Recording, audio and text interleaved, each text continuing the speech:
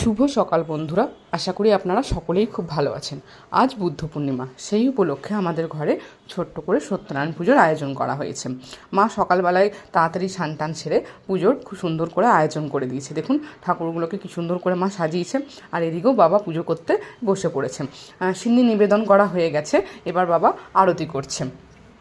আসলে প্রত্যেক দিন তো এইভাবে পুজোর আয়োজন করা হয় না, তাই ভাবলাম আজকে একটা পুণ্যতিথি বুদ্ধ পূর্ণিমা, সেই উপলক্ষেই ছোট্ট করে একটু সত্যনারায়ণ পুজোর আয়োজন করা হলো, সিন্নি নিবেদন করা হলো। আসলে এইরকমভাবে পুজো করলে মনটাও বেশ ভালো হয়ে যায়। এই সকাল সকাল একটুখানি এত সুন্দর করে পুজো হলো, তো মনটা বেশ ভালো লাগলো।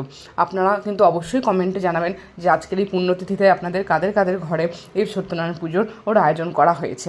তো আমি ভাবলাম আমাদের ঘরে যখন পুজো হয়েছে, আমি একটুখানি আমার বন্ধুদের সাথে সেটা একটুখানি ভাগ করে নিই। আপনারা সকলেই খুব ভালো থাকবেন, আপনাদের এর প্রত্যেকটা দিন খুব ভালো কাটুক, ঠাকুরের কাছে এই প্রার্থনা করি।